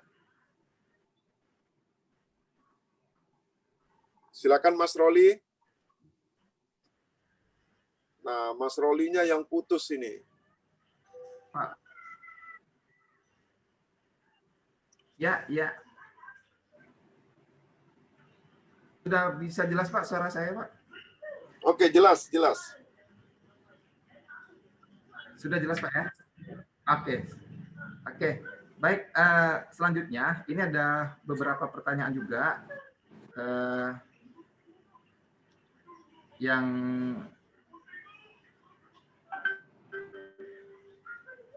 ini dari Pak Rizky Olwan Harahap ini. Pelaksanaan apakah SMKK ini bisa dikombin dengan SMK 3 PP 50 2012? Tentunya persamaan tujuan antara dua peraturan di atas mohon pencerahannya Pak. Nah, seperti itu. Itu yang pertama, mengcombine SMK 3 PP 50 2012 dengan SMKK.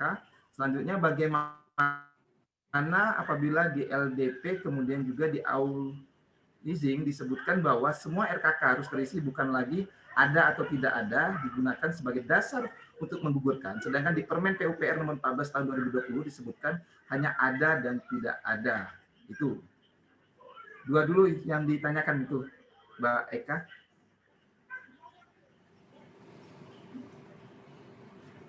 Ya, mungkin Pak Dir saya dulu, komentarin ya. Oh, Pak Dir ya. Saya komentari. Ya, Pak. Jadi kan tadi saya sudah sampaikan, ini ada perubahan diksi dan ada perubahan pengaturan. Kalau dulu permennya itu SMK 3, sekarang permennya peraturan menterinya nomor 21 tentang SMKK. Jadi diikutin saja karena yang dulu sudah dicabut gitu ya, yang dulu sudah dicabut. Dulu masih masuk dalam biaya umum, overhead dan profit. Sekarang sudah masuk di dalam biaya tersendiri dan sesuai dengan kebutuhan. Jadi gunakan itu. Kemudian menyangkut isi RKK. Peraturan Menteri PU nomor 14 sudah mengatur bahwasannya itu tentang pemilihan penyedia loh, ya. Masih ada program edukasi terkait tentang penerapan RKK tersebut gitu ya. Jadi masih menggunakan template ada dan tidak ada gitu. Ini justru relaksasi loh buat teman-teman badan usaha. Jadi isi RKK-nya tidak dievaluasi, tapi yang dievaluasi masih menggunakan template ada dan tidak ada. Jadi diikutin saja sesuai dengan PM 14 tahun 2020 tersebut gitu. Itu komentar saya. Tapi barangkali teman saya Eka ada komentar yang lain, silakan Eka. Izin Pak Dir menambahkan yang SMKK dan SMK 3 Ya. gitu. Ini ada yang menarik juga nih Pak. Oh ya silakan Bu Eka. Oh silakan Pak. Mungkin bisa digabung Pak. Silakan Pak. Bisa digabung ya. Ini ada yang menarik konteks dalam penyusunan dokumen penawaran RKK. Apakah sesuai dengan format yang sudah ada di Permen PUPR nomor 14 tahun 2020 dan bila berbeda apakah bisa digugurkan. Nah, ini kan kadang kan teman-teman di dalam kontraknya itu kan ada juga yang berbeda tidak sesuai dengan tabel yang sudah disajikan di Permen PUPR nomor 14 dalam penyusunan itunya RKK-nya. Gitu, Bu Eka. Silakan Bu Eka. Izin Pak Dir, tadi menambahkan yang SMKK dan SMK 3 seperti disampaikan Pak Dir itu sangat bisa Pak gitu. Jadi di Permen 21 itu sudah cukup detail dan sebenarnya saat kita berbicara SMKK itu di dalamnya ada K3 Pak. Ada ya Pak. Jadi SMKK itu tidak hanya K3 gitu. Tadi kan Pak Dir sudah menyampaikan ada 4 komponen keselamatan gitu. Ada keselamatan keteknikan mutu, ada K3-nya, ada lingkungan dan ada publik gitu. Jadi memang sangat bisa SMK 3 itu pelaksanaannya digabung dengan SMKK. Nah, tadi terkait format Pak gitu. Memang di Permen 21-nya sendiri itu formatnya tidak mengikat Pak gitu. Yang mengikat di Permen 14 adalah komponen di RKK-nya Permen 14 itu sebenarnya sudah sangat lebih sederhana daripada format RKK di Permen 21-nya Pak gitu. Karena di format Permen 14 itu untuk subkomponennya itu tidak semua gitu. Jadi untuk masing-masing subkomponen di perkomponennya itu hanya salah satu saja gitu. Karena kan tadi disampaikan RKK ada 5 komponen. Per komponen itu punya subkomponen. Nah, yang di Permen 14 itu tidak semua komponennya dijadikan isian gitu. Hanya salah satu subkomponennya saja. Nah, apakah formatnya menggugurkan? Tidak Pak gitu. Tetapi esensi dari subkomponen yang ada di Permen 14 itu yang tetap harus ada. Tapi kalau formatnya tidak menggugurkan. Menarik lagi ini. Jadi gini Mas Roli, saya tambahkan tadi ya menyangkut yang penjelasan dari Ibu Eka tadi ya, yang kedua gitu ya. Jadi dalam waktu dekat ini akan diterbitkan surat edaran menteri gitu ya, terkait tentang penjelasan tadi, salah satunya menyangkut masalah RKK. Nanti barangkali itu bisa dijadikan pedoman supaya teman-teman tidak salah interpretasi lagi, baik teman-teman saya yang melakukan evaluasi maupun teman-teman daripada penyedia jasa yang mengikuti bidding tersebut. Mohon kesabarannya, sebentar lagi akan keluar gitu ya. Ya Pak Roli ya. Gitu. Pak. Okay. Ya benar Pak Putut, karena memang sering terjadi sekali hal seperti itu. Kadang format yang berbeda ternyata digugurkan dan seterusnya. Ya memang salah interpretasi. Benar kata Pak Putut tadi. Nah, yang menarik lagi ini adalah bagaimana untuk melaksanakan pekerjaan konstruksi, ada pengguna jasa yang mewajibkan sertifikat K3 dari Kementerian Tenaga Kerja. Nah, ini kan akan menyulitkan penyedia jasa. Nah, itu gimana tuh, Pak? Ini saya jawab kalau itu ya. Jadi sebenarnya yang namanya sertifikat terkait K3 ini, itu penerbitnya ada 3. Yang dari Naker, kemudian dari LPJK, kemudian dari BNSP. Kalau itu ahli K3, kalau petugas K3 itu kebetulan saya yang kemarin masih tanda tangan Kementerian PUPR, semuanya itu berlaku, gitu loh. Semuanya berlaku. Jadi salah satu, jadi tidak boleh ada pokja yang hanya menjurus kepada yang diterbitkan oleh X, itu nggak boleh, gitu loh. Semuanya berlaku, gitu. Nah, jadi sekali lagi itu juga saya atur dalam SE penjelasan ini, yang nantinya akan terbit gitu, supaya tidak ada lagi masalah gitu ya dalam hal keselamatan konstruksi ini. Itu ya, Pak Jelas, Roli ya. jelas, clear. Oke. Clear, Pak. Semoga saya yakin Pokja, banyak Pokja yang ada di webinar ini, Pak, diskusi ini, Pak, dan bisa mendengar itu semua gitu. Ya. Ya. Oke, selanjutnya.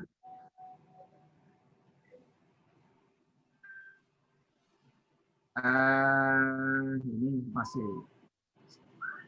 Ini ada lagi dari Pak Imam Purwoto. Ya.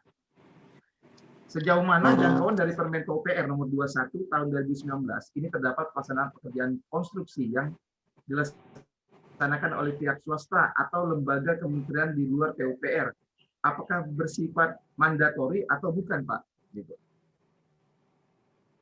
Apa yang ditanyain apa?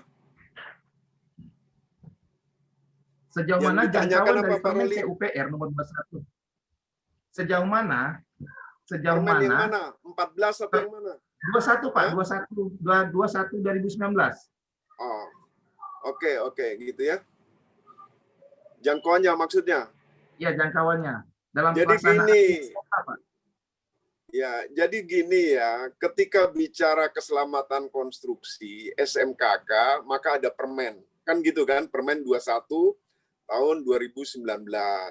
Tapi kemudian ketika bicara pemilihan penyedia jasa dengan segala implikasinya, itu merefer pada PM14 yang ruang lingkupnya itu menyangkut jangkauannya, baik yang sumber dananya APBN maupun yang sumber dananya APBD. Seperti itu. Tapi kemudian misalkan ada yang sumber dananya swasta, sesungguhnya dia harus menerapkan yang namanya K4 ini. Karena apa? Karena undang-undang itu kan untuk berlaku untuk semua. Di dalam undang-undang di state perlu menerapkan yang namanya K4. Di peraturan pemerintah nomor 22 juga di state perlu menerapkan K4 dalam penyelenggaraan jasa konstruksi, gitu ya.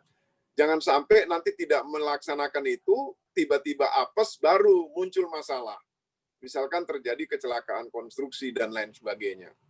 Gitu. Jadi filosofisnya yang harus dipegang bahwasanya kenapa ada aturan Permen 21 tahun 2019 atau ada Permen 14 yang mengatur tentang penerapan SMKK itu supaya ada kepedulian baik dari pengguna maupun penyedia untuk menerapkan yang namanya keselamatan konstruksi tersebut. Filosofinya itu, bukan persoalan jangkauannya, kan gitu ya? Oke, itu Pak Roli. Siap. Ya, selanjutnya Pak Rusdiansah. Ada yang Pak Rusdiansah mau langsung bertanya, silakan langsung di unmute. Baik, terima kasih Mas Ruli.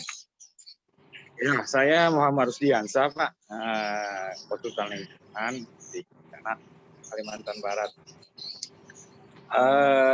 Menurut saya secara konsepnya kadang-kadang ini sangat bagus, Pak. Cuma kadang-kadang yang menjadi kontrolernya nih Pak, kemudian dah kontrolnya atau mungkin kadang-kadang tidak sesuai apa yang bicarakan, hanya kayak seperti pinjam, kalau pinjam meminjam atau kontrak mengontrak itu apa dilegal formalkan atau seperti apa Pak penggunaan daripada SMK3 ini Pak. Itu aja Pak Ruli. Oke. Itunya ya Pak, sertifikatnya ya Pak ya. Tenaga ahlinya. Iya Pak. Oh, gitu. Ya, jadi gini Pak Rusdi, kok banyak dari Pontianak ya? Di mana di Pontianak nih?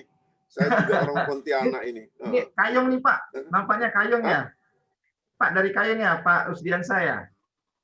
Oh, di Kayong Utara. Iya, Pak. Ya, Kayong Utara Pak. Kayong Utara Pak. Di tempat Bang Hildi ini. Hah? Sukadana. Sukadana, iya Sukadana. Ya. Dulunya kan Bang Hildi di situ bupatinya Ya. kan. Pak Hildi, sekarang jadi duta besar, sekarang di ya. duta besar di Baku Ya, sama duta gitu ya. besar di Azerbaijan Pak. Ya, itu abang angkat saya itu.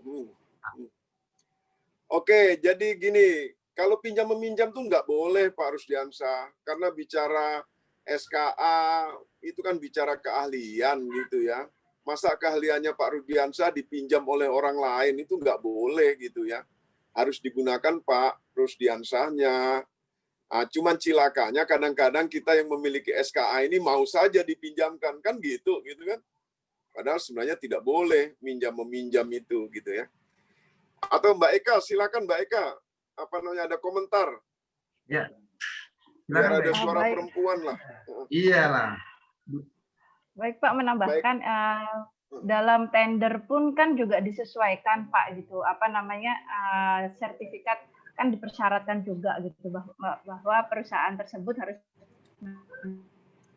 memiliki sertifikat K3 ya, baik dari manapun, dari ISO, dari OFSAS gitu. Nah, nanti dalam kualifikasi kan juga akan dicek oleh Pokja Pak, apakah namanya itu sesuai dengan apa namanya, nama perusahaannya gitu. Begitu juga dengan personil manajerial terkait K3 juga, itu akan disesuaikan apakah sertifikatnya itu sama dengan apa yang disampaikan di LPSE. Jadi dicek Pak namanya. Oke. Sudah ya Pak Rusdiansa ya, clear ya. Ini ada dari Pak Saleh Rais mau nanya, apakah ada aturan ketentuan berapa persen biaya K3 di total RAB sebuah kegiatan proyek? Gitu. Nanti Mbak Eka nambahin. Ayo Eka. Mbak Eka. Silakan Mbak Eka. Persentasenya Mbak Eka. Tadi sudah disampaikan di paparan Pak Dir Pak gitu, bahwa dalam Permen 14 dan Permen 21 ini penentuan biaya penerapan SMKK itu tidak lagi menggunakan persentase yang seperti sebelumnya gitu Pak. Sekarang berdasarkan kebutuhan. Nah, kebutuhan tersebut dari mana gitu? Dari 9 komponen yang sudah ada di Permen 14 maupun Permen 21 gitu. Jadi dari pengguna dia sudah bisa mengalokasikan apa namanya, total biaya tadi dari 9 komponen itu masing-masing butuh berapa. Oke, saya kira clear semuanya. Saya pikir sudah Pak, tidak ada lagi yang Clear, Pak, bertanya. Atau masih ada? Saya pikir tidak ada lagi ya. Baik, kalau memang tidak ada pertanyaan lagi, saya kira kita sudah tepat jam 3 sore. Jam 3 sore pelaksanaan kegiatan. Instruksi Ketua. Oh, dari Pak Mulyadi ya. Oke, ada satu lagi ya Pak Mulyadi ya. Ya silakan Pak Mulyadi, silakan. Satu lagi Pak Mulyadi, silakan. Kasih mungkin sudah ditanyakan tapi belum jelas. Begini kali, sertifikat K3 atau di Pokja yang diminta itu sertifikat petugas K3. Sementara yang terikat di perusahaan itu personilnya itu dia memiliki SKA K3. Apakah boleh apabila yang diminta itu sertifikat K3 dan kita masukkan SKA K3? Kalau boleh, saat ditolak oleh Pokja, aturan apa atau penjelasan apa yang bisa kita berikan untuk menjelaskan hal itu? Terima kasih. Jadi gini, Mas siapa ini tadi? Pak Mulyadi, Pak. Mulyadi, Pak. Pak Mulyadi, kan sudah diatur dalam Permen 14 gitu ya. Kalau dia kualifikasinya kecil proyek tersebut, artinya paket pekerjaannya itu maksimal 2,5 miliar untuk pekerjaan konstruksi, boleh menggunakan petugas K3. Kan gitu kan? Kan itu aturannya. Jadi ada relaksasi di sini, boleh menggunakan petugas K3 atau ahli K3 gitu. Nah, kan jadi gitu. Kalau Bapak punya petugas K3, kualifikasinya kecil, itu boleh digunakan gitu loh. Apalagi Bapak punya ahli K3, itu lebih boleh lagi kan, atau di situ bahasa hukumnya sudah sangat jelas itu. Tapi kalau kualifikasinya menengah atau besar, itu harus menggunakan ahli K3 gitu ya. Itu aja Pak. Sudah clear itu di dalam PM tuh. Sering sekali itu Pokja menonton Pak, dia kaku benar dia memahami itu. Penjelasan apa yang kita berikan sehingga Pokja harus menerima ini aturannya misalnya. Pokja di mana itu yang seperti itu? Di Aceh sering Pak. Enggak boleh gitu loh kan. Jadi kan sudah ada aturannya itu di PM 14. Kalau segmentasinya kecil sampai dengan 2,5 miliar boleh menggunakan apa namanya petugas K3 atau menggunakan ahli K3. Silakan. Nanti Pak Mul sabar ini. SE ini akan lebih menjelaskan lagi gitu ya nantinya ya. Mungkin pelaksanaannya gitu. Iya, mungkin kedepannya kali Pak ya pada saat ada BIMTEK terkait dengan Pokja ini Pak ya, bisa lebih ditekankan lagi Pak, di-pressure lagi sebenarnya teman-teman asosiasi, teman-teman pelaksana badan usaha ini bisa clear Pak dalam konteks. Ya, sebenarnya gini Mas Roli, saya tuh bicara dari Aceh sana sampai Papua untuk hal ini gitu loh. Saya sudah sampaikan itu. Tapi kalau regulasinya tidak diikutin kan gimana kan seperti itu kan? Itu kan. Benar. Jadi tolong diingatkanlah kepada teman-teman Pokjanya, ada aturan main yang memang sudah diatur di situ seperti itu. Ya. Oke, saya pikir karena Pak Putut juga akan ada acara lagi ya di jam 3 sore ini. Saya pikir nanti kita bisa lanjutkan kembali di sesi-sesi berikutnya. Kalaupun memang kemudian teman-teman atau para peserta Bapak Ibu semuanya masih ada pertanyaan-pertanyaan, ya saya kira Pak Putut juga siap untuk menerima email-email yang bisa kita kirimkan lah dari teman-teman panitia ini untuk bisa di-share ke Pak Putut atau ke Pak. Saya kira terima kasih saya ucapkan kepada Pak Putut, Bu Eka Prasetyawati yang sudah membersamai kita di sesi reguler diskusi sesi reguler ini. Dan kami mohon terakhir bisa closing statement dari Bu Eka terlebih dahulu, selanjutnya closing statement dari Pak Putut, dan terakhir itu dari Pak Idris Maheru selaku Dewan Pembina dari DPP Pertapin. Silakan Bu Eka untuk closing statement-nya. Aduh, ini izin Pak Dir menyampaikan sedikit pesan. Mungkin Bapak Ibu kami menggarisbawahi tadi bahwa jangan dianggap SMKK ini sebagai burden ya, Ibu, sebagai pekerjaan tambahan atau bahkan merasa ini ada tambahan biaya gitu. Karena sebenarnya diharapkan dengan Bapak Ibu menerapkan SMKK ini gitu, tadi yang ditakutkan ini sangat bisa menjadi investasi, dan terlebih lagi ini bisa menjamin hasil pekerjaan Bapak Ibu itu yang dihasilkan berkualitas dan memenuhi seluruh persyaratan dalam kontrak. Mungkin itu saja Bapak gitu. Jadi tetap semangat dan tetap sehat semuanya. Terima kasih. Oke, tetap semangat. Terima kasih Mbak Eka. Ya, karena SMKK ini merupakan salah satu investasi ya buat Bapak Ibu semuanya. Oke, silakan Pak Putut closing statement. Ya, baik. Yang pertama, terima kasih buat Perkopindo dan Pertapin yang sudah menyelenggarakan kegiatan ini, gitu ya. Terima kasih karena ada slot saya untuk menyampaikan informasi kepada teman-teman Perkopindo dan Pertapin. Kalau ada hal-hal yang kurang, masih ada pertanyaan-pertanyaan, silakan saja nanti dikirim melalui Ibu Eka, nanti akan kita jawab, gitu ya, secara email kalau memang ada pertanyaan-pertanyaan. Ini saya barusan dapat WA lagi dari anggota Perkopindo, gitu ya. Banyak katanya Pokja-Pokja yang menerapkan paketnya 2,5 miliar, hanya 2 miliar masuk dalam kualifikasi kecil tapi minta ahli K3, padahal dibolehkan untuk petugas K3. Ini bukan aturannya yang salah, ini personnya yang salah. Masalah yang salah. Gitu ya. Ya. Itu yang harus kita ingatkan. Ya. Setuju, Pak. Jadi terima kasih ya teman-teman Perkopindo, Pertapin, Pak Mahyudin, Pak Idris, dan teman-teman semua, Pak Roli. Terima kasih sudah ada slot untuk kami meleveling teman-teman, bukan mengajari ya, meleveling teman-teman semua. Terima kasih. Gitu. Silakan selanjutnya Pak Idris, closing statement-nya. Terima kasih. Jadi pertama kepada Pak Putut, terima kasih Pak atas ilmunya, atas informasinya terkait materi kita pada hari ini. Kepada Bu Eka juga terima kasih Bu telah mengisi kegiatan ini. Satu hal barangkali yang perlu kami juga informasikan kepada Pak Putut dan Bu Eka, bahwa lembaga kami ini sebenarnya lembaga yang masih sangat awam, karena kami itu berdiri pada tahun 2016. Sesungguhnya kami yang berkumpul di Forkopindo Pertapin ini adalah yang dulunya ketika di kampus, aktivis kampus lah, lebih kurang seperti itu. Saya sendiri dan Pak Roli itu tidak ada embel-embel asosiasi lain sebelumnya.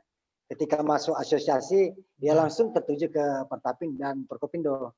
Dan karena itu kami ingin menjadi warna tersendiri ke depannya, bahwa Pertapin, Forkopindo itu menjadi bagian sebuah gerakan untuk melakukan penguatan-penguatan khususnya di bidang jasa konstruksi.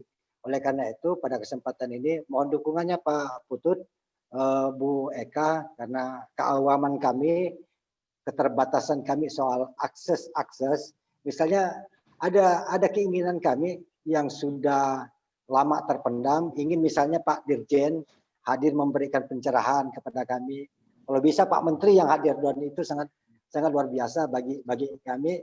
Dan insya Allah itu Pak Putut, mimpi kami di bulan November itu, bertepatan di Hari Pahlawan itu, kami akan mengangkat tema-tema kebangsaan, dan tentu sangat berharap kalau bisa di diskusi kita itu Ketua Komisi 5 nanti akan memberikan materinya. Tentu kami berharap ada sandingannya dari Kementerian PUPR. Bang Lasarus ya. Iya siap Pak, siap. Cuma belum kita kontak Bang Lasarusnya. Okay. Nah kita inginnya ketua komisinya, terus ada Pak Dirjen misalnya sama beliau. Kita bicara soal kebangsaan Pak, karena ini juga penting. Ada soal isu korupsi di dunia jasa konstruksi yang itu mengganggu rasa kebangsaan kita. Ada isu tenaga kerja asing yang juga sembraut isunya. Saya kira ini mengganggu soal rasa kebangsaan kita yang ini perlu diluruskan dengan penguatan 4 pilar kebangsaan itu. Saya kira ini mohon supportnya Pak Putut di bulan depan. Baik. Sekali lagi terima kasih Pak Putut, Bu Eka. Kepada semua peserta, terima kasih telah berpartisipasi pada kegiatan ini. Terima kasih Pak Roli. Saya Aris. Wassalamualaikum warahmatullahi wabarakatuh. Waalaikumsalam. Assalamualaikum warahmatullahi wabarakatuh. Terima kasih Pak Putut, Bu Eka, Pak Idris, Kak Mahyudin selaku Ketua Umum yang sudah membersamai kita, dan seluruh peserta dari seluruh Indonesia. Ini bukan akhir dari kegiatan kita, tapi insya Allah akan ada reguler yang keempat lagi yang dilaksanakan oleh Pertapin dan Forkopindo. Dan perlu kami informasikan juga bahwa Asosiasi Pertapin dan Forkopindo ini adalah sekelompok anak-anak muda semuanya. Makanya kalau udah anak-anak muda ini semua akan bersemangat. Gitu. Tidak ada orang-orang tua di sini. Kalau Pak Putut juga bukan tua, masih muda Pak Putut ya. Udah tua saya. Oh, udah tua. Tapi semangatnya masih seperti kita nih Pak. Iya. Ya, seperti itu. Nah, saya kira apa-apa yang ingin kami inisiasi, apa-apa yang kami kerjakan dan kami lakukan, semoga bisa disupport oleh Pak Putut, Bu Eka, terutama dari Kementerian PUPR, dan goal dari kegiatan SMK 3 ini atau SMKK ini, insya Allah kita akan melaksanakan kegiatan BIMTEK, ya BIMTEK SMKK, dan mohon supportnya, semoga kegiatan BIMTEK ini bisa terlaksana sehingga teman-teman di Pertapin, Forkopindo dan seluruh asosiasi bisa ikut bergabung bersama kita untuk melaksanakan kegiatan BIMTEK SMKK ini. Saya kira itu. Terima kasih. Mohon maaf saya atas nama moderator Roli Firdian selaku tuan rumah juga Pertapin, DPW Pertapin, mohon maaf yang sebesar-besarnya. Mohon maaf atas segala kekurangan. Mohon maaf jika ada pertanyaan-pertanyaan yang belum bisa sempat kami sampaikan kepada narasumber. Insya Allah silakan saja nanti di email ke kami, dan insya Allah email itu akan kita teruskan kepada Pak Putut dan Bu Eka, sehingga insya Allah tadi sudah disampaikan juga oleh Pak Putut dan Bu Eka, itu akan dijawab seluruh pertanyaan-pertanyaan yang disampaikan oleh Bapak Ibu semuanya. Ini terakhir dari saya. Semoga di sesi reguler yang keempat diskusi kita bisa ramai seperti ini juga. Sudah 500 peserta yang hadir, bisa juga nanti lebih dari 500. Terima kasih Pak Putut, Bu Eka, Pak Idris, Pak Mahyudin, semua teman-teman semuanya. Kalau memang mau ada yang berfoto-foto, silakan kita buka sesi foto terlebih dahulu. Kita buka sesi foto terlebih dahulu dalam waktu 30 detik lah. Silakan untuk mengabadikan sebelum ditutup sama ininya nih, adminnya, Zoom-nya. Ya, silakan. Silakan diabadikan. Oke, jika sudah, mohon maaf sekali lagi saya sampaikan terima kasih saya ucapkan pada Pak Putut, Bu Eka, dan semua peserta. Sampai jumpa di sesi diskusi reguler keempat yang dilaksanakan oleh DPP Perkopindo dan Pertapin. Akhirnya, Fastabikul Khairat. Assalamualaikum warahmatullahi wabarakatuh. Sampai jumpa. Waalaikumsalam warahmatullahi wabarakatuh. Keren, Bang Roli keren. Ya, keren juga. Waalaikumsalam warahmatullahi wabarakatuh. Warahmatullahi wabarakatuh.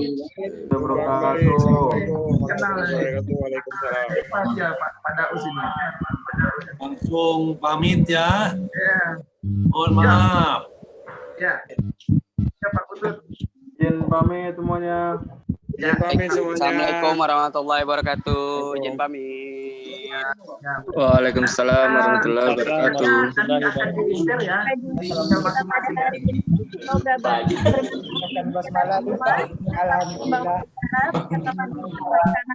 Izin pamit semua. Yang sebesar-besarnya, mohon maaf jika ada kekurangan dan kesalahan pada acara ini. Akhir kata kami ucapkan, wabillahi taufiq wal hidayah. Assalamualaikum Terima kasih. Waalaikumsalam warahmatullahi wabarakatuh. Terima kasih Bu Rere. Mohon maaf tadi tidak diserahkan lagi kepada Bu Rere. Ya, kita beri waktu. Ambil dua. Terima kasih semuanya.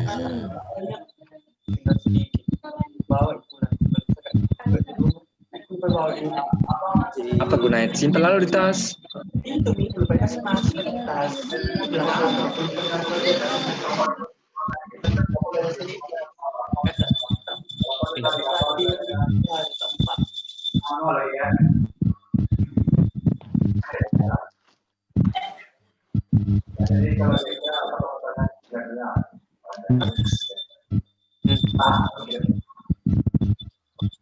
Pak moderator ditunggu. Langsung di Ke terminal 13. Ya, terminal 13. Siap. Ya, oke.